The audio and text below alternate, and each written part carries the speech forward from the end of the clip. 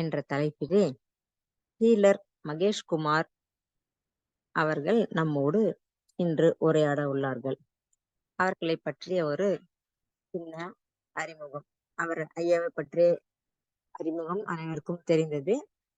ஐயா அவர்கள் அக்குபஞ்சரில் 20 ஆண்டுகளாக மருத்துவம் பற்றி சிறப்பான சேவை மக்களுக்கு அளித்து வருகிறார்கள். கோயம்புத்தூரில் universal academy of acupuncture science என்ற நிறுவனத்தின் பிரின்சிபலாக உள்ளார். தமிழ்நாடு மற்றும் மலேசியாவில் அக்குபஞ்சர் கோர்ஸ் ஓபன் யூனிவர்சிட்டி வழிகாட்டுதல் படி அக்குபஞ்சர் வகுப்புகளை நடத்தி வருகிறார். அவர் அக்குபஞ்சர் பற்றி ஒரு புத்தகமும் எழுதியுள்ளார்கள். ஜூம் வாயிலாக மக்களுக்கு விழிப்புணர்வு பெற அக்குபஞ்சர் மற்றும் வாழ்வியல் முறை பற்றி பல்வேறு வகுப்புகளை சிறப்பாக நடத்தி வருகிறார்கள். இன்றைய சிறப்பு சிந்தனை உரை அருள்வதற்காக தமிழ் ஆனந்தோக அருத்தொண்டர்கள் அனைவரின் சார்பாக ஹீலர் மகேஷ்குமார் ஐயா அவர்களை வாழ்க வளமுடன் என்று வாழ்த்தி வரவேற்கிறோம். ஐயா அவர்கள் கடந்த வாரம் எதிர்மறை எண்ணங்கள் அதனை அப்படின்ற தலைப்பில் போன வகுப்புல ஐயா பேசினாங்க. அதாவது நம்மளுடைய நெகட்டிவ் செய்திகள் நியூஸ் பேப்பர்ல வர்றது, டிவி சேனல்ல நம்ம சீரியல்லாம் பார்த்துட்டு அதனால ஏற்படக்கூடிய நம்ம உடல் உபாதைகள், அதாவது எந்தெந்த உறுப்புகளோட தொடர்புள்ளது, அதனால நமக்கு எவ்வளவு எந்தெந்த உறுப்புகள் பாதிப்பு அடையுது என்பதை பற்றி ஐயா அவர்கள் மிகவும் தெளிவாக அனைவருக்கும் புரியும் வகையில் ஐயா எடுத்துள்ளார்கள். ஐயா அவர்களை வாழ்க வளமுடன் வாழ்த்தி நிகழ்ச்சியை துவங்குமாறு அன்போடு கேட்டுக்கொள்கிறோம். ஐயா துவங்கலாம். ஐயா நண்பர்களுக்கு ஒரு இனிய மாலை வணக்கம். இன்னைக்கு நம்ம பார்க்க வேண்டிய தலைப்பு வந்து உணவும் உடலும் அப்படின்ட்டு ஒரு டாபிக் எடுத்திருக்கிறோம். உணவும் உடலும் அப்படின்னா அது ஒரு டாபிக்கா அப்படின்னு சொல்லி கேட்டா டெஃபினட்டா ஜென்ரலா எல்லாத்துக்குமே தெரியும். உணவு உடல் அப்படின்னா உணவு இருந்தாலும் உடல் இருக்கும் அப்படிங்கிறது தெரியும். இதுல என்ன போய் பேச போறோம் அப்படின்னா ஒன்றும் பெரிய விஷயம், எல்லாத்துக்கும் தெரிஞ்ச விஷயத்தான். கொஞ்சம் கேக்குதுங்களா? ஏதாவது டிஸ்டர்ப் ஆகுதா? ஃபேன் சவுண்ட் ஏதாச்சும் டிஸ்டர்ப் பண்ணுதா? இல்லைங்கய்யா, வாழ்க்கை சிறப்பா இருக்கு. அனிதா உங்க மைக் மியூட் பண்ணிடுங்க. மியூட்ல தான் இருக்கு. ஐயா நீங்க பேசலாம்.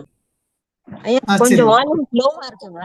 மைக்கு கிட்ட வேணா வச்சுக்கோங்க, போன் கிட்ட. இல்ல ப்ளூடூத்ல பேசுறீங்கன்னா கொஞ்சம் கிட்ட அட்ஜஸ்ட் பண்ணிக்கோங்க. நான் ப்ளூடூத் போடல, வேணும்னா போட்டுக்கிறேன். ப்ளூடூத் போடாம தான் ஓகே சார், ஒன்றும் பிரச்சனை இல்லை சார். கொஞ்சம் கிட்ட வச்சுட்டு பேசுங்க சார். Okay sir. பத்தல அப்படின்னா நான் ப்ளூடூத் போட்டுக்கிறேன். Okay madam. சோ இன்னைக்கு வந்து நம்ம உணவும் உடலும் அப்படிங்கிற விஷயத்த பார்க்கலாம். இதுல வந்து என்ன உணவும் உடலும் அப்படின்னு சொல்லும்போது நம்ம உடலுக்கு எது உகந்த உணவு, எதனால உடல் சோர்வடையுது, அப்படி சோர்வடையும் பொழுது நம்ம எப்படி அதை சரி பண்ணிக்கலாம் அப்படிங்கிற சில எளிய பயிற்சி முறைகள், சில எளிய உணவு முறைகள் தான் நம்ம பேச போறோம். ஆரோக்கியமான உணவு தான் நம்ம எல்லாருமே சாப்பிட்டுட்டு இருக்கிறோம். அதுல எந்த வித மாற்று கருத்தும் கிடையாது. இப்போ பேசிட்டு இருக்கும் போது கூட ஒரு நபர் வந்திருந்தாங்க. அவங்கள்ட்ட பேசிட்டு இருக்கும்போது அவங்க நல்ல உணவு சாப்பிட்றாங்க. பாத்தீங்கன்னா ராகி சாப்பிட்டுட்டு இருக்கிறாங்க, கோதுமை சாப்பிட்டுட்டு இருக்கிறாங்க, சிறுதானியங்கள் நிறைய சாப்பிட்டுட்டு இருக்கிறாங்க. அப்புறம் வந்து உணவுல வந்து ஏகப்பட்ட கட்டுப்பாடு வச்சிருக்கிறாங்க. இதெல்லாம் சாப்பிடக்கூடாது, இதெல்லாம் சாப்பிட்டா தப்பு அப்படிங்கிறதெல்லாம் வச்சிருக்கிறாங்க. இவ்வளவு தெளிவா இருக்கிறாங்க. ஆனா எனக்கு உடல் ஏன் தொந்தரவு வருது அப்படிங்கிற கேள்வியோட வராங்க. அப்படி வரும்போதுதான் நம்ம இது காரணம் என்ன அப்படிங்கிறத நம்ம பார்த்து சொல்ல வேண்டி இருக்குது. பொதுவா நம்ம உணவுக்காக தான் வந்திருக்கிறோம். உணவை தான் நம்ம நிறைய சாப்பிட்றோம், உணவுலதான் வாழ்ந்துட்டு இருக்கிறோம். உணவை சாப்பிடும்போது உடலும் நல்லபடியா வளருது அப்படிங்கிறத பார்க்கணும். இந்த உடலுக்கு என்ன விதமான உணவுகள் நமக்கு பரிந்துரைக்கலாம் அப்படின்னு சொல்லி பார்த்தீங்கன்னா, பொதுவா நம்ம பஞ்சபூத சக்தி மூலமா தான் அந்த உணவை பார்க்க போறோம். பஞ்சபூத சக்திகள் சொல்லும்போது நமக்கு வந்து 5 பஞ்சபூதங்கள் நம்ம கையில இருக்குது அப்படிங்கிறது நம்ம எல்லாத்துக்கும் தெரியும். நிலம், நீர், நெருப்பு, காற்று, ஆகாயம் சொல்லிட்டு இந்த 5 பஞ்சபூதங்களுக்கும் நம்மளுடைய உணவுகளுக்கும் ஒரு தொடர்பு இருப்பதாக இந்த அறிவியல் சொல்லிட்டு இருக்குது. அந்த அறிவியல் என்ன சொல்லுதோ அதை தான் நம்ம வந்து இன்னைக்கு வகுப்பா பேசுறோம். ஓகே, இப்ப ரொம்ப சிம்பிளா ஸ்டார்ட் பண்ணலாம்.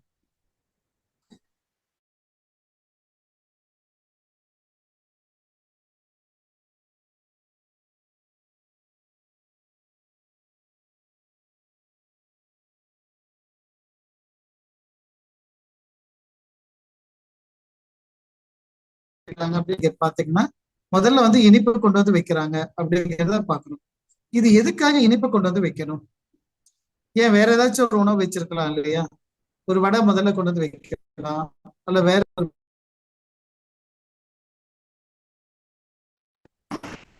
ஐயா மியூட் ஆயிடுச்சுங்க ஐயா, நடுவுல கேட்கலைங்க. ஓகே ஓகே மேடம், அது இன்கமிங் கால் வந்தது. அப்ப வந்து நமக்கு வந்து ஒரு சரி. உணவுல பரிமாறும் போது முதல்ல இனிப்பு வைக்கிறதுக்கு காரணம் என்ன அப்படின்னு சொல்லும்போது, அந்த இனிப்புக்கு பின்னாடி ஏதோ ஒரு அறிவியல் இருக்கு அப்படிங்கிறத புரிஞ்சுக்கலாம். அப்ப அது இனிப்பு எதற்காக அப்படின்னா, இந்த இனிப்பு நமக்கு சமையல் செய்த தலவாழை இலை போட்டு அன்னைக்குதான் கொடுத்தாங்களா அப்படின்னு பார்த்தா அதுவும் கிடையாது. நீங்க பிறந்த குழந்தையா இருந்த சமயத்துல, நீங்க அப்பதான் குழந்தையா பிறந்திருக்கிறீங்க, அம்மா வயிற்றுல இருந்து வெளியே வந்து உட்கார்ந்துட்டு இருக்கிறீங்க, அல்ல படுத்துட்டு இருக்கிறீங்க அப்படின்னு சொல்லும் போது, உங்களுக்கு முதல்ல கொடுத்தது என்னவாக இருக்கு சொன்னா, தேன் கலந்த தண்ணியை தான் அப்பவும் கொடுத்தாங்க. அப்ப அந்த இடத்துலயும் ஒரு இனிப்பை கொண்டு வந்து நிறுத்தினாங்க. அப்ப முதல் சுவை இனிப்பு சுவை, நம்ம சாப்பிடுற ஒவ்வொரு விஷயத்திலும் இனிப்பு சுவை அப்படின்ட்டு இனிப்பு கொடுத்துட்டே வர்றாங்க. அப்படின்னா காரணம் என்ன அப்படின்னா, இனிப்பு தான் உங்களுடைய ஜீரணத்தை தீர்மானிக்கக்கூடிய மிக முக்கியமான சுவையாக கருதப்படுகிறது. இனிப்பு உங்க ஜீரணத்தை தீர்மானிக்கக்கூடிய மிக முக்கிய சுவையாக கருதப்படுகிறது. இப்ப பிரச்சனை என்னன்னா, இனிப்பு அப்படிங்கிற வார்த்தை நம்ம கையில இருக்குது, ஆனா உண்மையா சாப்பிடுறது இனிப்பான பொருள் தானா அப்படின்னு பார்க்கும் போதுதான் பிரச்சனை ஆரம்பிக்குது. எதெல்லாம் இனிப்பு? அடுத்த கேள்வி. ஏன் இனிப்பு தேவை? அதுதான் உங்க ஜீரணத்தை தீர்மானிக்குது அப்படி சொல்லியாச்சு. சோ ஜீரணத்தை தீர்மானிக்கிறதுனால நம்ம இனிப்பு கொடுத்துட்டேன், பரவாயில்லை. ஆனா நான் கொடுக்குற இனிப்பு இனிப்பு தானா அப்படின்னு பார்த்தா அது இனிப்பாக இல்லை அப்படிங்கிறோம். இல்லையே சார், ஜாமுன் எல்லாம் நல்லா திகட்ட திகட்ட இனிப்பா தானே இருக்குது, ரசகுல்லாவே சொல்லவே வேண்டாம் அவ்வளவு நல்ல இனிப்பா இருக்குல்ல அப்படின்னா, அது இனிப்பல்ல. இனிப்பு போல இருக்கக்கூடிய, அண்டர்லைன் பண்ணிக்கோங்க, இனிப்பு போல இருக்கக்கூடிய புளிப்பு சுவையை தான் நம்ம சாப்பிட்டுட்டு இருக்கோம். அப்ப எதுதான் இனிப்பு அப்படின்ட்டு ஒரு கேள்வி வரும் இல்லைங்களா? அப்போ ஆரம்ப காலத்துல இனிப்புங்கிறது எதுல ஆரம்பிச்சாங்க அப்படின்னா, பழங்கள் தான் இனிப்பான சுவை கொண்ட உணவாக கருதப்பட்டது. பழங்கள், ஃப்ரூட்ஸ் தான் நம்ம எடுத்துக்கணும். ஃப்ரூட்ஸ்ல எது நல்லது அப்படின்னு சொன்னா உடனே நம்ம இப்ப இருக்கிற ஜென்ரேஷன் ஆகட்டும், பழைய முந்தின ஜென்ரேஷன் ஆகட்டும், ஃப்ரூட்ஸ் அப்படின்னு சொன்னா உடனே ஆப்பிள் அப்படின்னு பிடிச்சு தொங்கிட்டு இருப்பாங்க. ஆப்பிள் வந்து நம்ம அவ்வளவு பிரதானமான ஸ்பெஷல் ஃப்ரூட்ஸா நீங்க யோசிக்க வேண்டிய அவசியம் கிடையாது. ஏன்னா அது அவ்வளவு சிறப்பான உணவு இல்லை, அவ்வளவு சிறப்பான ஃப்ரூட்ஸும் கிடையாது. உங்களோட இடத்துல எது விளையுதோ, அதுவும் விலை கம்மியா இருக்குதோ, அதுதான் மிக சிறப்பான ஃப்ரூட்ஸாக நீங்க எடுத்துக்கொள்ள முடியும். அப்ப வந்து எது கம்மியா கிடைக்கும், எங்க விளையும் அப்படின்னா, எந்த ஃப்ரூட்ஸ் சீசன்ல வந்து கொட்டுதோ அப்ப நீங்க அந்த ஃப்ரூட்ஸ் சாப்பிட்டா போதுமானது. சுலபமான வழி. ஃபாரின்ல இருக்கிறவங்களுக்கு இது ரொம்ப சிரமம். ஏன்னா அங்க வந்து ஃப்ரூட்ஸ் எப்ப விளையுங்கிறது அவங்களுக்கு தெரியாது. காரணம், எல்லா மால்லையும் எப்பொழுதுமே வந்து ஃப்ரூட்ஸ் இருந்துகிட்டே இருக்குது. நமக்கு இங்க மேங்கோ சீசன் சொல்லுவோம், இல்ல ஆஃப் சீசன் சொல்லுவோம், இந்த சீசன் இல்லைன்னு சொல்லுவோம். அங்க அப்படி இல்லை, மேங்கோ வேணுமா எப்ப வேணாலும் சொல்லுங்க சார், கொண்டு வந்து தர்றேன் அப்படின்னு சொல்ற மாதிரி மால்ல எல்லாத்துலயும் வச்சு வச்சு கொண்டு வந்துட்டு இருக்காங்க. அதனால அது அங்க அங்க இருக்கிற ப்ராப்ளம், அதை நம்ம அது அப்புறம் பாத்துக்கலாம். இங்க நம்ம பொதுவா நம்ம இந்தியாவை பொறுத்த மட்டும் இன்னும் அந்த அளவுக்கு நமக்கு வந்து டிபார்ட்மெண்டல் ஸ்டோர் பெருசா வளராதனால நமக்கு ரொம்ப சுலபமா சீசன்ல இருக்கிற ஃப்ரூட்ஸ் எதுங்கிறத நம்மளால கண்டுபிடிச்சிட முடியும். அப்போ சீசன்ல இருக்கிற ஃப்ரூட்ஸை தான் எல்லாருமே உணவுக்கு முன்னாடி முதல்ல சாப்பிட்டுட்டு அதுக்கப்புறம் உங்களோட உணவு சாப்பிட வேண்டி இருக்கு. இத உணவுக்கு முன்னாடி இந்த பழம் கொடுக்கறதுனால என்ன லாபம் அப்படின்னா, பழம் கொடுக்கறதுனால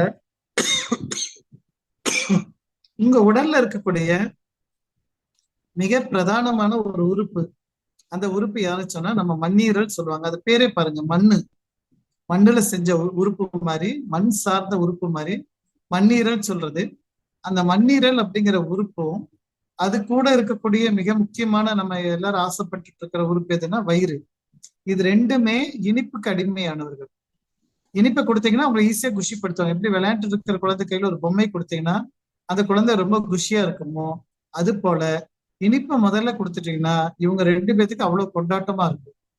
அப்ப இவங்க கொண்டாட்டமா இருந்தாங்கன்னா என்ன பண்ணுவாங்க, நீங்க போடுற உணவை ஜீரணம் பண்ணி கொடுத்துருவாங்க, வேலை சுலபமா முடிஞ்சிடும்.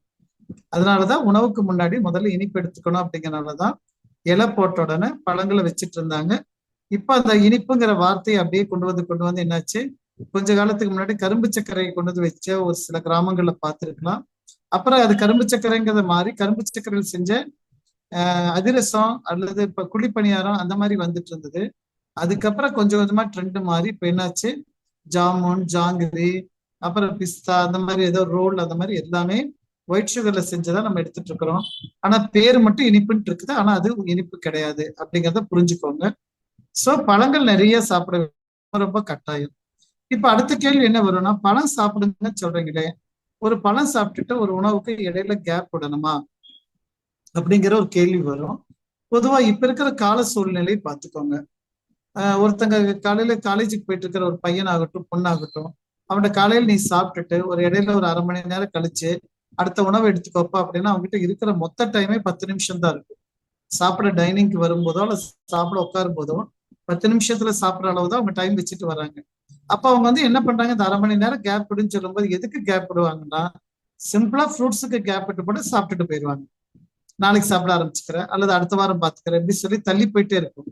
அதனால நீங்க பழங்கள் சாப்பிடும் பொழுது நல்லா மென்னு சாப்பிடதான் போறாங்க. பழங்களை யாரும் முழுக முடியாது, மென்னு சாப்பிடுங்க. அதே மாதிரி உங்க உணவை மென்னு சாப்பிட்டீங்க சொன்னா தாராளமா பழம் சாப்பிட்ட உடனேவே நீங்க ஃப்ரூட்ஸ் இது டிஃபன் சாப்பிட முடியும். டிஃபன் எடுத்துக்கோங்க. ஓகே. அப்போ இங்க வந்து பழம் வந்து மிக மிக முக்கியமான உணவு. காரணம் இனிப்பு சுவை அப்படிங்கிறத புரிஞ்சுக்கோங்க. சரி, அதற்கு அடுத்தது உடலுக்கு தேவையான சுவை என்னவாக இருக்கும் அப்படின்னு நம்ம பாத்தீங்கன்னா, கார சுவை வந்து உடலுக்கு ரொம்ப ரொம்ப முக்கியமா தேவைப்படும். நிறைய பேரு நான் பார்த்திருக்கிறேன், இங்க கிளினிக்ல இருக்கும்போது ஒரு கப்பல் இருப்பாங்க, அவங்களுக்கு 2 குழந்தைங்க இருக்கிறாங்க. அந்த குழந்தை கூட சேர்ந்து அவங்க தாத்தா பாட்டி அந்த அவங்க கூடயே சேர்ந்து இருக்கிறாங்க அப்படின்னா அந்த வீட்டுல 6 பேர் இருந்துட்டு இருப்பாங்க. ஓகே.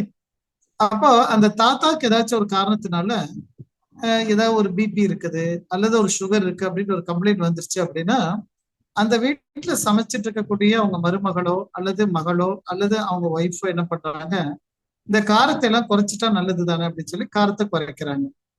அது தப்பா ரைட்டாங்கிறது அடுத்த பட்சம். பட் அது யாருக்காக பண்ணணும், அந்த வீட்டுல இருக்கக்கூடிய அந்த பெரியவர்களுக்காக அவங்க பண்றதுக்கு பிளான் பண்றாங்க. பட் இந்த வீட்டுல இருக்கக்கூடிய அந்த கப்பல் பிளஸ் அந்த 2 குழந்தைகளுக்கு என்ன பண்றாங்க, அவங்களே அந்த காரத்தை குறைச்சிக்கிறாங்க. அப்படி காரத்தை குறைக்கும் போது என்ன ஆகும்னா, நம்ம உடம்புல இருக்கக்கூடிய இன்னொரு முக்கியமான உறுப்பு டயர்டாக ஆரம்பிச்சு. இல்ல ரொம்ப முக்கியம் என்னன்னா, ஒரு உணவை ஒரே சுவையை தொடர்ந்து கொடுத்தாலும் தப்பு, ஒரே சுவையை கொடுக்காம இருந்தாலும் தப்பு. இதுதான் ரொம்ப ரொம்ப முக்கியம். நம்ம எல்லாரும் என்ன கேட்போம், எனக்கு எது சார் நல்ல உணவு சொல்லுங்கன்னு சொல்லிட்டா, ஒரு உணவை சொல்லிட்டோம்னா அது மட்டும்தான் சாப்பிடுவேன், அப்பதான் நல்லா இருப்பேன் அப்படின்னு நினைச்சுக்குவாங்க. இல்ல இது வேண்டாம் சொன்னா அதை மட்டும் தொடவே மாட்டேன் அப்படின்னு நினைச்சுக்குவாங்க. அது தப்பு. உடலுக்கு மாத்தி மாத்தி நம்ம டேஸ்ட்டை கொடுத்துக்கிட்டே தான் வரணும். ஆனா பர்டிகுலரா இந்த டேஸ்ட், அதாவது இந்த கார சுவை நம்ம கொடுக்கறத குறைச்சிட்டோம் இல்ல நிறுத்திட்டோம் அப்படின்னா உடல்ல என்ன நடக்கும் சொன்னா, நம்ம நுரையீரலுக்கு போதுமான இயக்க சக்தி கிடைக்காது. யாருக்கு சொன்னா, நுரையீரலுக்கு போதுமான இயக்க சக்தி இருக்காது. அப்ப நான் காரம் நிறைய சாப்பிட்ட இயக்க சக்தி கிடைக்குமா சார்? அதிகமா சாப்பிட்டாலும் இயக்க சக்தி கிடைக்காது. இது எப்படி சார் வம்பா போச்சு அப்படின்னா, ஒரு சின்ன எக்ஸாம்பிள் ஞாபகம் வச்சுக்கோங்க. ஒருத்தர் காலேஜ் படிச்சு முடிச்சிட்டாரு. ஓகே. காலேஜ் படிச்சு முடிச்ச உடனே இப்ப அவருக்கு என்ன வேலை அப்படி அடுத்தது என்ன அவரோட அசைன்மெண்ட் இருக்கும் அப்படின்னா, வேலைக்கு போறது அவருக்கு அசைன்மெண்டா இருக்கும். கரெக்ட் அப்படின்னு சொல்லிடும். அப்ப காலேஜுக்கு முடிச்சுட்டு ஒருத்தர் வேலைக்கு போகணுங்கிறது ரொம்ப முக்கியமா? ஆமா முக்கியங்க. ஏன் வேலைக்கு போகணும்? அப்பதாங்க சம்பாதிப்பாரு. ஏன் சம்பாதிக்கணும்? அப்பதாங்க கல்யாணம். ஏன் கல்யாணம் பண்ணணும்? அதுக்கப்புறம் தாங்க வளர்ச்சி இருக்கும். சரி, ஓகே, எல்லாமே ஓகே ஓகே ஓகே சொல்லிடுச்சு. அப்ப காலேஜுக்கு போற ஒரு நபர் காலேஜுக்கு போய் முடிச்சதுக்கு அப்புறம் வேலைக்கு போறாருங்கிறது ரொம்ப முக்கியமான கட்டம் தான். ஆனா வேலைக்கு போயிட்டாரு. வேலைக்கு போயிட்டு 8 மணி நேரம் 10 மணி நேரம் வேலைக்கு பதில அவர் 18 மணி நேரம் வேலை செஞ்சாருன்னா இப்ப என்ன ஆகும் யோசிச்சு பாருங்க. வேலைக்கு தான் போறாரு, ஆனா உழைப்பு எவ்வளவு நேரம்? 18 மணி நேரம் 20 மணி நேரம் வேலையிலே இருந்தாரு அப்படின்னா அவருக்கு எது நல்லதுன்னு நம்ம நினைச்சோமோ அதுவே என்ன பண்ணா கெடுதல் பண்ண ஆரம்பிக்கும். அப்ப என்ன சொல்லுவோம், கொஞ்ச நாளைக்கு நீ வேலைக்கு போகாம ரெஸ்ட் எடுப்பா அப்படின்னு நம்ம சொல்றோம். அதே போல உணவுல நீங்க ஒரு சுவை அதிகமாவே கொடுத்துட்டு இருந்தீங்கன்னு சொன்னா கண்டிப்பா அந்த சுவையை நிறுத்தி தான் ஆகணும். அதே மாதிரி வேலைக்கு போகாம ஒரு பையன் இருந்தா முதல்ல வேலைக்கு போகணுங்கிற மாதிரி அந்த சுவை கொடுக்காம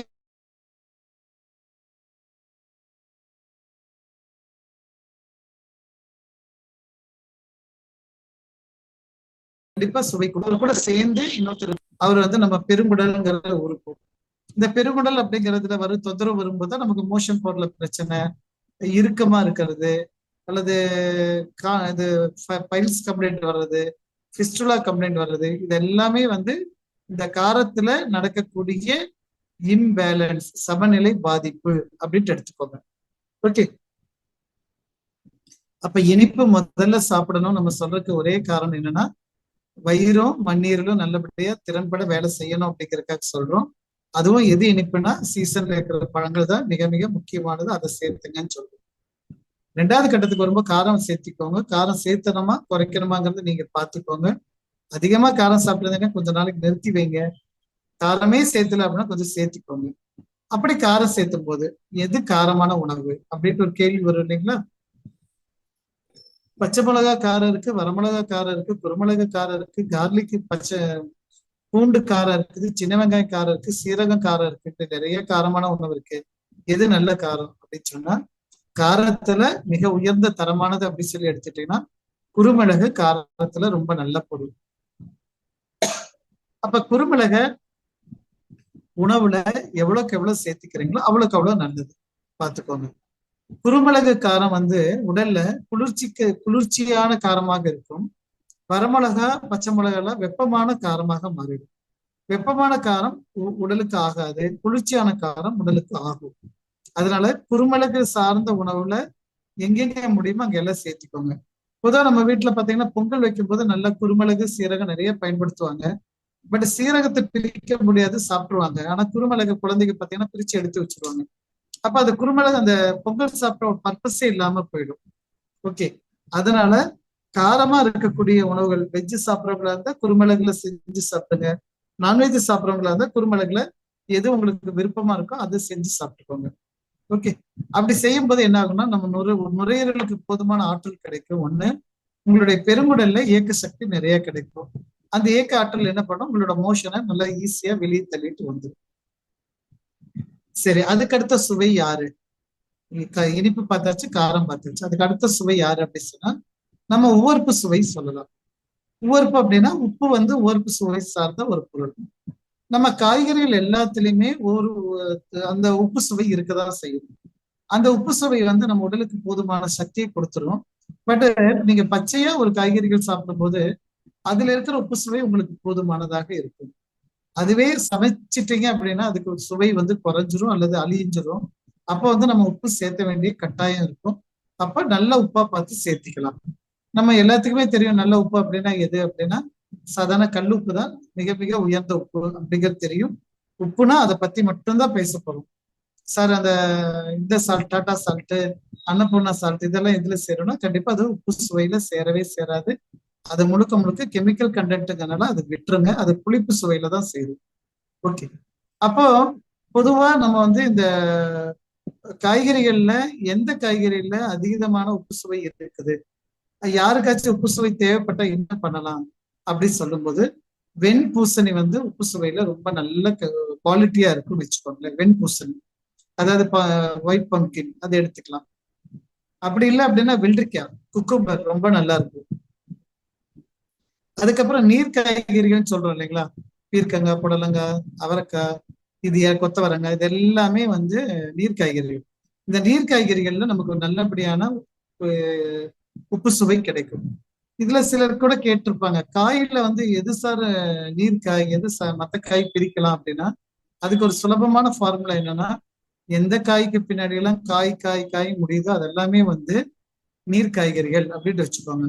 அவரைக்காய், புடலங்காய், சொரக்காய், பாவக்காய், வெண்டைக்காய், அரசாணிக்காய், வெண்பூசணிக்காய், இப்படி இத காய் காய் காய் முடியறது எல்லாமே உங்களுக்கு வந்து நீர் காய்கறிகள் தான். அதை விட இன்னும் சிம்பிளா சொல்ல போனா நாட்டு காய்கறிகள் எல்லாமே நீர் காய்கறிகள் தான். அதை சாப்பிட்டாலே அவ்வளவு நல்லபடியான ரிசல்ட் கிடைக்கும், போதுமான உப்பு ஆற்றலும் நமக்கு கிடைக்கும். அப்ப இந்த உப்பு சுவையினால என்ன பண்ணும் அப்படின்னா, பொதுவா நம்மளுடைய சிறுநீரகத்துக்கு போதுமான ஆற்றல் வேணும், அதாவது கிட்னிக்கு போதுமான ஆற்றல் வேணும் அப்படின்னு சொன்னா கண்டிப்பா இந்த உப்பு சுவையை வந்து பேலன்ஸ் பண்ணி சாப்பிடணும். அதான் உப்பு அதிகமா அள்ளி சாப்பிடுங்க நான் சொல்லல, உப்பை கட் பண்ணுங்கன்னு சொல்லல, உப்பை பேலன்ஸ் பண்ணி சாப்பிடுங்க. இப்ப நான் உப்பு கரெக்டா தான் சாப்பிட்றேன்னா இல்லையா எப்படி சார் கண்டுபிடிக்கலாம் அப்படின்னா அதுக்கு சிம்பிள் டெக்னிக். நீங்க உங்க வீட்டுல சமைச்சு வச்சுக்கோங்க, பக்கத்து வீட்டுல, எத்த வீட்டுல, அந்த பக்கம் வீட்டுல இருக்கிற எல்லாத்தையும் வர சொல்லுங்க, எல்லாத்துக்கும் அந்த சாப்பாடை கொடுங்க. அவங்க சாப்பிடும்போது அவங்க சொல்லுவாங்கல்ல, என்னம்மா இப்படி உப்பு அள்ளி போட்டுட்டேன் அப்படின்னா நீங்க உப்பு அதிகமா சாப்பிட்டுட்டு இருக்கிறீங்கன்னு அர்த்தம். என்னமோ உப்பே இல்லாம இருக்குது அப்படின்னா நீங்க உப்பு குறைவா சாப்பிடுறீங்கன்னு அர்த்தம். அப்போ இந்த உப்பு சுவையை பொறுத்து மட்டும் அடுத்தவங்களை கூப்பிட்டுட்டு வந்து வீட்டுல சமைச்சு கொடுத்துதான் கண்டுபிடிக்க முடியுமே தவிர, நீங்களா வந்து நான் கரெக்டா சாப்பிட்றேன் அப்படிங்கிறத சொல்ல முடியாது. ஏன்னா உப்பு அதிகமா சாப்பிட்றவங்களும் நான் கரெக்டா சாப்பிட்றேன்பாங்க, உப்பு கம்மியா சாப்பிட்றவங்களும் நான் கரெக்டா சாப்பிட்றேன்னு சொல்லுவாங்க. அப்ப அந்த குழப்பம் தீரணும்னு சொன்னா நம்ம எத்த வீட்டுக்காரங்களை கூட்டிட்டு வந்து சாப்பாடு கொடுக்கறத ரொம்ப நல்ல முறை. அதை ஃபாலோ பண்ணுங்க. அவங்களுக்கும் சந்தோஷமா இருக்கும், நமக்கும் நம்மளை பத்தி தெரிஞ்சுக்கலாம் அப்படிங்கிற ஒரு நல்ல எண்ணம் நமக்கு கிடைக்கும். ஓகே, அப்ப உப்பு சுவையில இந்த காய்கறிகள் பிளஸ் நீங்க சாதாரண கல்லுப்பு பயன்படுத்துவதன் மூலமாக போதுமான ஆற்றல் கிடைக்கும். அப்ப யாருக்கு நல்லது சொன்னா நம்மளோட கிட்னிக்கும் யூரினரி பிளாடர் சொல்லக்கூடிய ஆறுகளுக்கும் ரொம்ப ரொம்ப நல்லபடியான ரிசல்ட் தரும். ஸோ அதற்கு அடுத்தது நம்ம வந்து யாரை எடுக்க போறோம்னு சொன்னா இந்த கசப்பு சுவையும் துவர்ப்பு சுவையும் பத்தி பார்க்கலாம். பொதுவா இந்த சுவைகள் வந்து நம்ம அதிகமா யாரும் சேர்த்தவே மாட்டோம். பொதுவா கசப்புனாலே குழந்தைகளுக்கு பிடிக்காது, துவர்ப்புனா எதுல துவர்ப்பு இருக்குன்னு தெரியாது, நம்ம முடிஞ்ச அளவுக்கு அவாய்ட் பண்ணிட்டே போயிடுவோம். பொதுவா இந்த கசப்பு சுவையும் துவர்ப்பு சுவையும் நீங்க சேர்த்துட்டு வந்தீங்கன்னு சொன்னா நமக்கு லாபம் என்ன அப்படின்னா, நம்ம இதயம் ரொம்ப நல்லா இருக்கு, அவ்வளவுதான். சிம்பிளா சொல்ல போனா வேற எதுவுமே இல்லை. இதயம் நல்லா இருக்கும், ரத்த ஓட்டம் நல்லா இருக்கும், அதே மாதிரி மனசு கொஞ்சம் தெளிவா இருக்கும், அப்படி கூட சொல்லலாம். சரிங்களா? அப்ப இதயத்துக்கு போதுமான ஆற்றல் கொடுக்கக்கூடிய சுவை யார் இருக்கிறாங்க சொன்னா இந்த துவர்ப்பும் கசப்பும் இருக்குது. அப்ப இதுக்கு இன்னும் சிம்பிளா, துவர்ப்பு கசப்பை குழந்தைக்கு சாப்பிட்றது இல்லை அப்படின்னா நீங்க இன்னும் சிம்பிளான மெத்தட் என்னன்னா, பல்லு விளக்கும் போது யாருமே பேஸ்ட் கொண்டு பல்லு விளக்காதீங்க. சிம்பிளான வழி, பல்லு விளக்கும் போது பேஸ்டே போடாதீங்க. அப்ப என்ன பண்ணலாம், ஏதாச்சும் ஒரு பல்பொடி வாங்கி பயன்படுத்துங்க. பல்பொடினா என்ன அப்படின்னா, நார்மலா இந்த கேபி நம்பூதிரி பவுடர் ஒன்று இருக்கும், இல்லாட்டினா வீக்கோ வஜ்ரதந்தி பவுடர் இருக்கும், அந்த பவுடர் எடுத்துக்கோங்களே தவிர, இல்லாட்டினா நாட்டு மருந்து கடையில நிறைய பவுடர்ஸ் இப்போ இருக்குது. நாட்டு மருந்து கடையில பாத்தீங்கன்னா பல்பொடி நிறைய இருக்கும். அதாவது அந்த பல்பொடிய நாக்குல வச்சு நீங்க பல்லுல வச்சு படும்போது நாக்குல டேஸ்ட் வரும்போது அந்த துவர்ப்பு சுவை தெரியணும். அப்படி துவர்ப்பு சுவை வந்துருச்சு தெரிஞ்சிச்சுன்னா நீங்க காலையில கொடுக்குற உணவுலயே அதுக்கு போதுமான சக்தி கிடைச்சிடும். அதாவது அந்த காலத்துல வந்து இதயம் சம்பந்தப்பட்ட நோய் ரொம்ப குறைவா பார்த்தாங்க அப்படின்னா எல்லாரும் வேப்ப குச்சியை வச்சு பல்லு விளக்கிட்டு இருந்தாங்க. காலையில அந்த வேப்ப குச்சியில வரக்கூடிய கசப்பு சுவையே வந்து உங்களுக்கு இதயத்துக்கு தேவையான ஆற்றல் கிடைச்சிருச்சு. ஆனா இப்ப நம்ம அதெல்லாம் முடியாது. ஏன்னா ரோட்ல மரமே இல்லாத இடத்துல போய் உட்காந்துட்டு வேப்ப குச்சி உடைக்கிறதெல்லாம் நடக்காத காரியம். அப்ப நம்ம என்ன பண்ணலாம் அப்படின்னா, இந்த பல்பொடி வழியா நம்ம பேசிக்கலாம். அப்ப பொதுவா காலையில நம்ம பிரஷ் பண்ணும்போது எப்படிதான் நீங்க பல்ல விளக்கி நீங்க பிரஷ் பண்ணி துப்புனாலும் எப்படி நாக்குல கொஞ்சமாச்சு அந்த சுவை பட்டுதான் தீரும், அல்லது ஒரு சின்ன பர்சன்டேஜ் வயிற்றுக்குள்ள போகதான் செய்யும். ஆனா போறதெல்லாம் நல்ல விஷயமா போகும். ஓகே, அப்போ துவர்ப்பு சுவைய உணவுல சேர்த்த முடியலன்னா கூட பல்பொடி மூலமா சேர்த்துறது மூலமா உடலுக்கு ஆரோக்கியத்தை கொடுக்கலாம், இதயத்துக்கு போதுமான ஆற்றலை கொடுக்கலாம். அப்படி இல்லை சமையல்லயே என்னால செய்ய முடியும் அப்படின்னா தாராளமா செய்யுங்க. அட்லீஸ்ட் வாரத்துக்கு வாழைப்பூ ஒரு நாள் ஆச்சு, வாரத்துக்கு ஒரு நாள் வாழைப்பூ செய்யுங்க. வாழைப்பூ செய்யுங்கன்னா முக்கியமா வரக்கூடிய பிரச்சனை என்னன்னா, கிளீன் பண்றது பெரிய டாஸ்கா இருக்கும் இல்லைங்களா? அப்ப அதை கிளீன் பண்றதுக்கு டைம் வேணும். காலையில அவசரமா போகிற நேரத்துல நைட்டே ரெடி பண்ணி வச்சா உண்டு, இல்லைன்னா முடியாது. அப்படி இல்லைன்னா வாழை தண்டு சேர்த்துங்க, அதுவும் வந்து துவர்ப்பு சுவை கிடைக்கும். இல்ல அப்படின்னா கோவக்காய் பார்த்துருப்பீங்க இல்லையா, கோவக்காய் ஈஸியா பொரியல் பண்றதுதான், கோவக்காவை பயன்படுத்துங்க.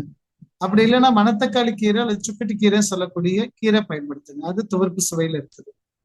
இது எல்லாமே துவர்ப்பு இருக்கிறதுனால ஏதோ ஒரு விதத்துல வாரத்துல ஒரு நாள் அல்ல 2 நாள் இந்த காய்கறிகளை பயன்படுத்திட்டு வந்தீங்கன்னா வாழைக்காய் துவர்ப்பு சுவை. ஓகே, சோ இந்த காய்கறிகள் பயன்படுத்திட்டு வந்தீங்கன்னாலே குழந்தைகளுக்கும் குடும்பத்துக்கும் போதுமான துவர்ப்பு கிடைச்சிடும், அந்த உடல்ல ஆரோக்கியமா இருக்கும். ஓகே, இப்ப நம்ம எந்தெந்த சுவை பார்த்தோம்னா, ஒரு இனிப்பு சுவை பார்த்தோம், நம்மளுடைய மண்ணீரல் வயிறுக்கு ரொம்ப குஷி ஆயிடுவாங்க, நல்லபடியா ஜீரணம் பண்ணுவாங்க, போட்டதெல்லாம் சுக்கு நூற உடைச்சு தள்ளிடுவாங்க. அதுக்கு தேவையான காற்றோட்டம் தேவை இல்லைங்களா, காற்று எரிஞ்சாதானே வண்டி ஓடும், கார்பரேட்டர் ஓடும். அந்த காற்று சக்தியை கொடுக்கக்கூடியது நுரையீரல். அந்த நுரையீரலுக்கு தேவையான ஆற்றல் யார் கொடுக்க முடியும்னா குருமிளகுல இருக்கக்கூடிய கார சுவை கிடைக்கும் அப்படின்ட்டு பார்த்தோம். அதுக்கு அடுத்தது வந்து நம்ம வந்து உப்பு பத்தி பேசும்பொழுது, உவர்ப்பு பத்தி பேசும்பொழுது உப்பு வந்து அதை சார்ந்தது. பொதுவா நீர் காய்கறிகள்ல அதீதமா இருக்குது, கல்லுப்பு பயன்படுத்துங்க, ரொம்ப ரொம்ப நல்லது. முடிஞ்ச அளவுக்கு அயோடின் உப்பு சேர்க்க வேண்டவே வேண்டாம், அதுதான் கண்டிஷனா பார்த்துக்கோங்க. அதுக்கு அடுத்தது வரும்போது நம்மளுடைய இதயம் சிறுகுடல் இதயத்தை பத்தி பேசும்போது அதற்குண்டான சுவை யார் தேவைப்படுது சொன்னா நம்மளுடைய துவர்ப்பையும் கசப்பையும் சேர்த்துறதுனால அது சரி பண்ணலாம். அது எதுல இருக்கும் சொன்னா பல்பொடியில துவர்ப்பு இருக்கும், தாராளமா பயன்படுத்துங்க. மற்றதுல இந்த சொல்லக்கூடிய விஷயம் நம்ம சொன்னது வாழைத்தண்டு, பாவக்காய் அல்லது வாழைப்பூ, கோவக்காய், மணத்தக்காளி கீரை சொல்லக்கூடிய சுக்கட்டி கீரை, இது எல்லாமே துவர்ப்பு சுவை சார்ந்தது. இது நிறைய பயன்படுத்தலாம். சரி சார், என் பையன் வந்து ஹாஸ்டல்ல இருக்கிறான், பொண்ணு ஹாஸ்டல்ல இருக்கிறாங்க, அவங்களுக்கெல்லாம் நீங்க சொல்ற மெத்தட் ஒர்க் அவுட் ஆகுமா அப்படின்ட்டு ஒரு கேள்வி வரலாம் இல்லைங்களா? நீங்க வீட்டுல இருக்கிறவங்க சொன்னீங்கன்னா ஓகே, நாங்க செய்ய ட்ரை பண்ணலாம், முடியாது இருந்தாலும் ட்ரை பண்ணலாம். பட் அவங்க என்ன பண்ணலாம் அப்படின்னா ரொம்ப சுலபமான மெத்தடு, வெத்தலையில துவர்ப்பு இருக்கு. ஸோ கடையில எங்கேயாச்சும் ஒரு வெத்தலை வாங்கி நடுவில் இருக்கிற ஸ்டெம்மை பிரிச்சுட்டு போட்டு வாயில போட்டு மென்னா கூட போதும், வீடா சேராது, வெத்தலை மட்டும்.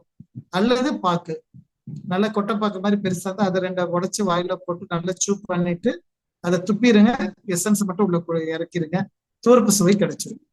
அப்ப வாரத்துல ஏதோ ஒரு நாள் நம்ம வெத்தலை பாக்கு போடுறதுனால கூட அந்த ஒரு வாரத்துக்கு உண்டான துவர்ப்பு சுவை கிடைக்கும் போது இதயம் பலப்படும். இதயம் பலப்படும் போது ரத்தோட்டம் நல்லா இருக்கும். ரத்தோட்டம் நல்லானா செல்கள் நல்லா இருக்கும். செல்கள் நல்லா இருந்தா உடல் முழுக்க ஆரோக்கியம் இருக்கும். ஓகே, இப்ப இதுல முக்கியமான அடுத்த சுவை வரப்போறோம். இதுதான் நம்ம உடலுக்கு ஆப்பு வைக்கிற சுவை. இதுதான் நம்ம நிறைய பேரு ஆப்பு வச்சுக்கிட்டு நம்மளே நம்ம பண்ணிட்டு சிரமப்பட்டு இருக்கிற சுவை இதுதான். அது என்ன அப்படின்னா புளிப்பு சுவை. புளிப்பு சுவை வந்து உடலுக்கு முதல்ல ஆரம்ப கட்டத்துல புளிப்பு சுவை உடலுக்கு ரொம்ப அதீதமான சக்தியை கொடுக்கும். அவ்வளவு தெம்பா இருக்கிற மாதிரி இருக்கும். ஒண்ணுல ஒரு ஊறுகாய் எடுத்து நல்ல புளியும் இஞ்சியும் போட்டு அரைச்சு நல்லா தட்டி போட்டு அதை வந்து அப்படி நாக்குல எடுத்து அப்படி வச்சு பாருங்க, அவ்வளவு சுளிருங்க. அப்படியே உடம்புல அப்படி சும்மா இந்த விஜய் கை அப்படி மடக்கணும்னா கையில ரத்த ஓட்டம் ஓடும் பாருங்க, அந்த மாதிரி நம்ம உடம்பு சுருன்ட்டு ரத்தம் ஓடுற மாதிரி இது காமிக்கும். அப்ப நல்லது தானே. இதை போய் ஏன் புளிப்பை பத்தி சொல்றீங்க அப்படின்னா, இந்த புளிப்பு சுவை அதீதமா எடுக்கும் பொழுது என்ன ஆகுன்னா உடம்பு டயர்டாக ஆரம்பிச்சிடும். சின்ன சின்ன வேலைகள்லாம் செஞ்சோன்னா டயர்ட் ஆகுற மாதிரி தோணுது அப்படின்னா புளிப்பு சுவை அதிகமாக எடுக்கிறீங்களா அப்படிங்கிறத கவனிக்க வேண்டியிருக்கும். சரி, புளிப்பு சுவை அப்படின்னா எதுல எல்லாம் புளிப்பு இருக்கு முதல்ல கண்டுபிடிக்கணும். எதெல்லாம் புளிப்பு சுவைன்னு சொல்றீங்க அப்படின்னா நல்லாவே தெரியும். புளி அப்படின்னா புளிப்பு சுவை அப்படின்னு தெரிஞ்சுக்கலாம். இப்ப யோசிச்சு பாருங்க, ரசம் வைக்கும் போது புளி போடுறோம், சாம்பாருக்கு புளி போடுறோம், தயிரும் புளிச்சு போயிடுது அப்படின்னா மதியானம் நீங்க சாப்பிட்ற உணவுல மொத்தமா சாப்பிட்டா நிறைய வெரைட்டி சாப்பிட்ட மாதிரி இருக்கும். ஆனா என்ன சாப்பிட்டுருக்கிறீங்க சொன்னா புளிப்பு தன்மை தான் நிறைய சேர்த்திருக்கிறீங்க அப்படிங்கிறது தெரிஞ்சிடும். அப்ப அந்த டயத்துல புளிப்பு சுவையை தவிர்க்க வேண்டிய கட்டாயம் இருக்குது. ஓகே, அப்போ வேற எதுல எல்லாம் புளிப்பு இருக்குது அப்படின்னு சொல்லி பாத்தீங்கன்னா, இதற்கு வந்து நீங்க ஒரு சின்ன சார்ட் மாதிரி நீங்களே எழுதி பார்த்தீங்கன்னா ரொம்ப சுலபமா புரியும். காலையில எந்திரிச்சதுல இருந்து இரவு உணவு வரைக்கும் நம்ம என்ன சாப்பிடுறோம் அப்படின்னு மட்டும் பாருங்க. இதுல வந்து எதெல்லாம் புளிப்புன்ட்டு நம்மளே லிஸ்ட் பண்ணிட்டு அது கூட இதை செக் பண்ணி பார்க்கும்போது ஒரு நாளைக்கு நம்ம எவ்வளவு புளிப்பு சாப்பிட்றோம் அப்படிங்கிறத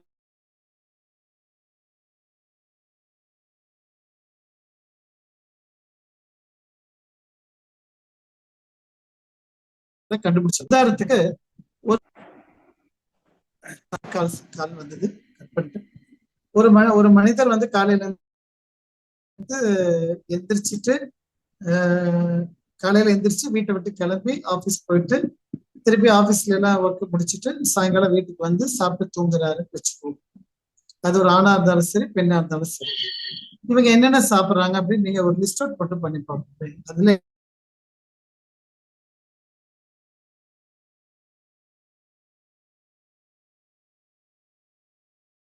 எல்லாரும் நம்மளும் அது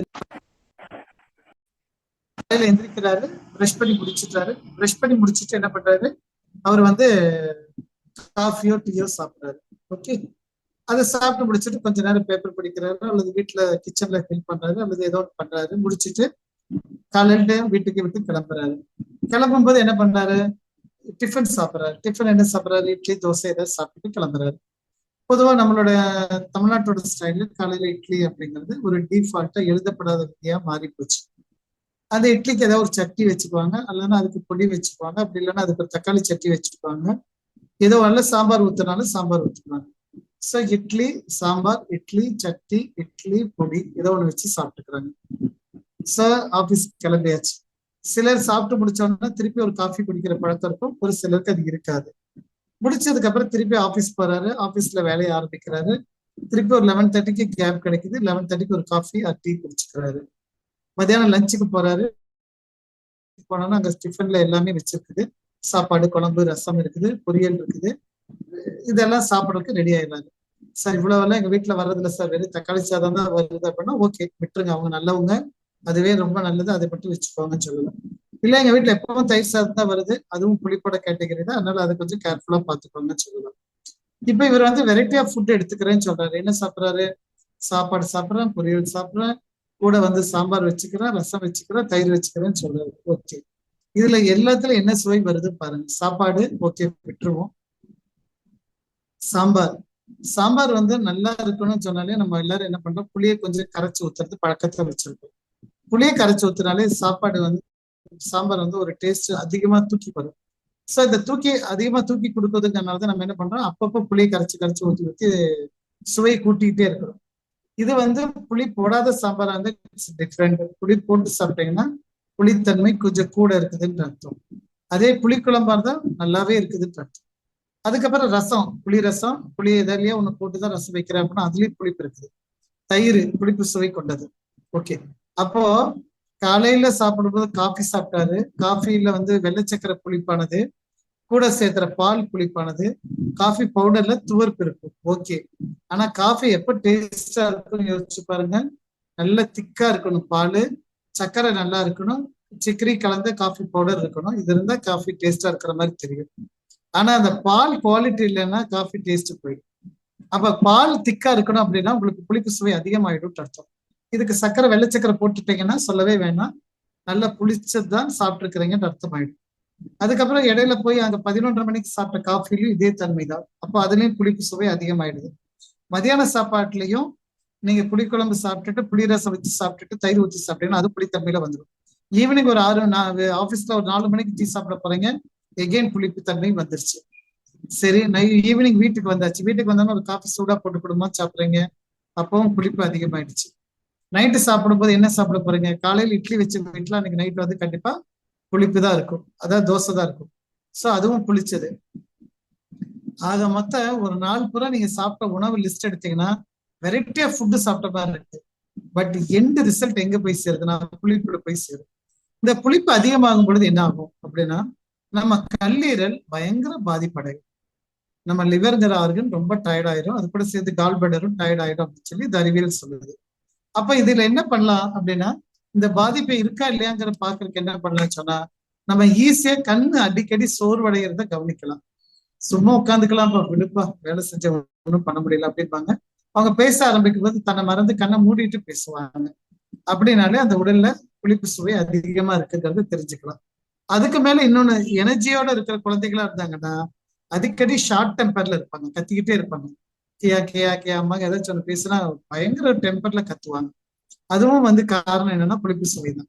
இப்ப யோசிச்சு பாருங்க, என் குழந்தைக்கு காலையில இட்லி, சாயங்காலம் ஆனா மொறுமொறு தோசை, திருப்பி காலையில இட்லி, சாயங்காலம் ஆனா மொறுமொறு தோசை, இதையவே நான் ஃபுட்டுன்னு சொல்லி கொடுத்துட்டு அவங்களுக்கு போதுமான புளிப்பு சுவைக்கு பதில் அதிகமா கொடுத்துட்டேன்னு சொன்னா அவங்க கண்டிப்பா எப்பொழுதுமே கோபத்தை வச்சுட்டு இருக்கிற நபர்களா தான் இருப்பாங்க. அப்ப நம்ம உணவு மூலமாக அவங்களோட கேரக்டரை நம்மளால கரெக்ட் பண்ண முடியும். அதே மாதிரி யாரெல்லாம் கண்ணுக்கு கண்ணாடி சின்ன வயசுல, பெரிய வயசுல சொல்லல, சின்ன வயசுல கண்ணாடி போட்டிருக்கிறீங்களோ அவங்க எல்லாம் முடிஞ்ச அளவுக்கு புளிப்பை தவிர்த்துருங்கன்னு சொல்லுவோம். உடல் ஆரோக்கியம் இல்லாத சமயத்துல புளிப்பை தவிர்த்துருங்க. அப்போ ஒரு கேள்வி வரும், சார் அப்ப இட்லி காலையில உடம்பு சரியில்லைன்னா இட்லி சாப்பிட வேண்டாமானா பெட்டர் சாப்பிட வேண்டாம், தோசை சாப்பிட வேண்டாம், சாதாரண கஞ்சி சாப்பிடுங்க. கஞ்சில தான் இப்ப வெரைட்டி ஆஃப் கஞ்சிஸ் இருக்கு, சிறுதானே அது இது சொல்லிட்டு அதுல ஏதோ ஒரு கஞ்சி வச்சு சாப்பிடுங்க, நல்லா இருக்கும். அது கூட ஏதாச்சும் சின்ன துவையல் வச்சுக்கோங்க, ஆனா புளி போடாதீங்க, அந்த மாதிரி வச்சு சாப்பிடுங்க. அல்ல வெங்காயம் வச்சு சாப்பிடுங்க, ரொம்ப ஹெல்த்தியாவும் இருக்கும், நல்லாவும் இருக்கும். உடல் ஆரோக்கியம் இல்லாத சமையல் மற்ற நேரத்துல டிஃபன் நிறைய செஞ்சு சாப்பிடலாம். அப்ப டிஃபன்ல இட்லி தோசை விட்டா என்ன சமைக்கிறது அப்படிங்கிறது பெண்களோட மிகப்பெரிய கேள்விக்குறியா இருக்கு. எதுக்கு இட்லி தோசைக்குள்ள நம்ம இருக்கிறோம், எப்ப கேட்டாலும் டக்குன்னு செஞ்சிடலாம், அது வித்தின் நோ டைம்ல செய்ய முடியும் அப்படிங்கிறதுனாலதான் நம்ம இட்லி தோசையில நிறைய ஆர்வமா இருக்கு. அப்ப இட்லி தோசை அவாய்ட் பண்ணிட்டீங்கன்னா என்ன பண்ணலாம்? இடியாப்பம் செய்ய முடியலன்னா பரவாயில்ல, வாங்கியாச்சு பயன்படுத்துங்க. ஆனா கொஞ்ச நாளைக்கு அப்புறம் செஞ்சு பழகிக்கோங்க. கொலா புட்டு புட்டு செய்யறது ரொம்ப சுலபம். தேங்காய் தட்டி வச்சு புட்டு செய்யலாம். அது தேங்காய் தட்டியோட கண்ணு ஒண்ணு உடைச்சு விட்டுட்டு நம்ம சாதாரண குக்கர்ல தண்ணி ஊத்தி அந்த ஆவி வரும்போது அந்த அந்த ஓட்டை அதுல அவங்க வைக்கிற அந்த தேங்காய் தொட்டி மேல வைக்கிற மாதிரி வச்சுட்டீங்க சொன்னா மேல அரிசி மாவு போட்டு கொஞ்சம் தேங்காய் துருவல் போட்டுட்டீங்க சொன்னா புட்டு ரெடி. அதுல நீங்க அரிசி கொலா புட்டு செய்யலாம், ராகி கொலா புட்டு செய்யலாம், கோதுமை கொலா புட்டு செய்யலாம். அவல் அரைச்சு சாப்பிட்டீங்கன்னா அது அவல் கொலா புட்டு அது செய்யலாம். அவல்ல கார அவல் இருக்கு, இனிப்பு அவல் இருக்கு, அது செஞ்சு சாப்பிடலாம். அதுக்கப்புறம் உப்புமா வந்து சம்பா ரவை உப்புமா தாராளமா செஞ்சு சாப்பிடலாம். கோதுமை தோசை சாப்பிடலாம். வெரைட்டிஸ் நிறைய இருக்குது. ஆனா நம்ம இட்லி தோசையை விட்டு வர்றதுக்கு மனசு மட்டும் இருக்காது. ஸோ அது ஒன்ஸ் அதை விட்டு வந்துட்டீங்க சொன்னீங்கன்னா புளிப்பட தன்மை நம்ம உடல்ல கன்ஸ்டபிளா குறைய ஆரம்பிக்கும். ரொம்ப ரிலாக்ஸான டேஸ்ட் நம்மளால பார்க்க முடியும். ஓகே, அதனாலதான் புளிப்பு வந்து கடைசியா பேசுறோம். முடிஞ்ச அளவுக்கு இந்த காஃபி டீல வந்து பால் கம்மி பண்ணுங்க, இல்லை பாலை நிறுத்திக்கோங்க. உடனே வரும் சார் கால்சியம் வேணுமில்ல அப்படின்ட்டு ஒரு கேள்வி வரும். உண்மையான கால்சியம் உங்களுக்கு வந்து பால்ல அதிகமா கிடைப்பது கிடையாது. நீங்க கால்சியம் வேணும்னு சொன்னா நீர் காய்கறிகள் நிறைய சாப்பிடுங்க, உங்களுக்கு போதுமான கால்சியம் கிடைச்சிடும். அயன் கிடைக்கலையா, கேழ்வரகு நிறைய சாப்பிடுங்க, ராகி நிறைய சாப்பிடுங்க, அயன் கண்டென்ட் போதுமான அளவுக்கு கிடைக்கும். அது நீங்க ராகி சேர்த்திருக்க கோதுமை ராகியை வந்து தோசையா ஊற்றி சாப்பிடலாம், இல்லாட்டி ராகியில பக்கோடா செஞ்சு சாப்பிடுங்க, இல்லாட்டி ராகியில புட்டு செஞ்சு சாப்பிடுங்க, அல்லது இந்த ஆவியில வேக வைக்கிற இட்லி மாதிரியே மாவை நல்லா லேசா தண்ணி போட்டு பிசைஞ்சிட்டு அதை அப்படியே வந்து இட்லி பாத்திரத்துல வைங்க. புட்டு ரெடி ஆயிடுச்சு, அதை சாப்பிட்டுக்கலாம், சர்க்கரை வச்சு சாப்பிட்டுக்கலாம், தேங்காய் துருவி சாப்பிட்டுக்கலாம். ஸோ இத மாதிரி நம்ம குழந்தைகளுக்கு பெரியவங்களுக்கு இந்த டயட் பிளான்ல நீங்க போயிட்டீங்க அப்படின்னா நம்ம உடம்புல வரக்கூடிய நிறைய வியாதிகளை நம்மளே சுலபமா சரி பண்ணிக்க முடியும். உணவை சாப்பிட்டுட்டே இருந்தீங்கன்னா வியாதி சரியாகாது. எந்த உணவு கொடுக்கணுங்கிறத தெரிஞ்சு சாப்பிட்டீங்கன்னு சொன்னா வியாதி சீக்கிரம் சரியாயிடும். இதுதான் வந்து நம்ம உணவும் உடலும் அப்படிங்கிற டாபிக்ல பேச நினைச்சிட்டு இருந்தது. ஓரளவுக்கு மேலோட்டமா நம்ம கொடுத்துருக்குறோம். இதுல உங்க சந்தேகங்கள் ஏதாவது இருந்துச்சுன்னா நம்ம அடுத்த இன்னொரு 20 நிமிஷம் அல்லது 25 நிமிஷம் சந்தேகங்களை கேட்டுக்கலாம். அதுக்கப்புறம் ஏதாச்சும் கன்சாலிடேட் பண்ணி பேச வேண்டிய இருந்துச்சுன்னா எண்ட் ஆஃப் த செஷன்ல அதையும் நான் கன்சாலிடேட் பண்ணி கொடுத்துறேன். இல்லை பேச ஏதாவது புதுசா தோணுச்சுன்னா அதையும் உங்களுக்கு தரேன். ஸோ இப்ப நம்மளுடைய சந்தேகங்கள் ஏதாவது இருந்தா கேட்க ஆரம்பிக்கலாம் அப்படின்னு தோணுது.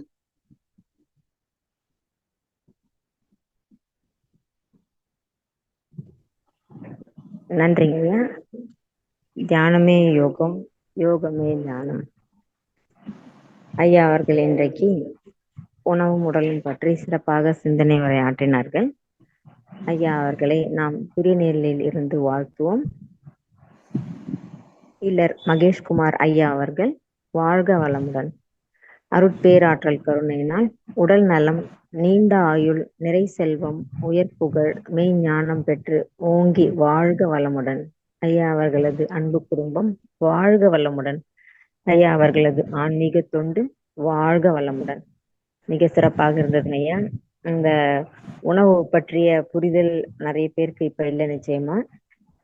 அத சுவையை பற்றிய புரிதலும் இல்லை. இந்த வந்து புதிதாக இருக்கும் நம்மளுடைய அன்பர்கள் எல்லாம் இதை பற்றி அவ்வளவாக கேட்டிருக்க மாட்டாங்க. அதாவது இனிப்பு சுவை எந்தெந்த உறுப்புகளோடு சம்பந்தப்பட்டிருக்கு, அது வந்து எந்தெந்த சுவையின் மூலம் அதுல இருந்து இயற்கை சக்தி கிடைக்கிறது அப்படின்றத பத்தி தெளிவா சொன்னீங்க. நான் வந்து அதுல நீங்க சொன்னதுல இருந்து ஒரு சிறு குறிப்பா நான் சொல்லி முடிச்சிடுறேங்க ஐயா. இனிப்பு சுவை வந்து முதல்ல நம்ம உணவு எடுக்கும்போது ஃபர்ஸ்ட் வச்சாங்க வாழை இலையில வைக்கும்போது. ஏன்னா இனிப்பு சுவை வந்து ஜீரணத்தை கூட்டும், தீர்மானிக்கும் அப்படின்னு சொன்னீங்க. பழங்கள் தான் முதலில், இனிப்பு என்றாலே பழங்கள் தான். இப்ப சாப்பிடுற இனிப்பு பொருட்கள் எதுவுமே இனிப்பு அல்ல, பழங்கள் தான் முதலில் வச்சாங்க இனிப்பு சுவையாக. அடுத்தது வந்து கார சுவை. நிறைய எந்த சுவையுமே வந்து நிறைய கொடுத்துக்கிட்டே வருவதும் தவறு, அதை கொடுக்காம விட்டாலும் தவறும் ஐயா நீங்க சொன்னீங்க. ஒரு மிளகு வந்து குறுமிளகு தான் வந்து மிக சிறந்த காரம் சுவை அப்படின்னு சொன்னீங்க. இந்த இனிப்பு சுவை வந்து வயிறு மற்றும் மண்ணிலருக்கு ஆற்றல் கொடுக்கும், இயக்க சக்தியை கிடைக்கும் இனிப்பு சாப்பிடுவதால் அப்படின்னு சொன்னீங்க ஐயா. அடுத்தது வந்து காரத்துக்கு வந்து நுரையீரலும் பெருங்குடலும் இதில் சம்பந்தப்பட்டிருந்த கார சுவை வந்து போதுமான இயக்க சக்தி கிடைக்கும் இந்த கார சுவை நம்ம சாப்பிடும்போது. அடுத்தது வந்து ஓர்ப்பு வந்து உப்பு அது வந்து எல்லா காய்கறிகளிலும் உப்பு சுவை இருக்கு. அது சாதாரண கல் உப்புவே போதுமானது. வேற எதுனா பாக்கெட்ல விக்கிற உப்பெல்லாம் விட நம்ம முன்னெல்லாம் வண்டியில தள்ளிட்டு வந்தாங்க. இப்ப வரதில்ல.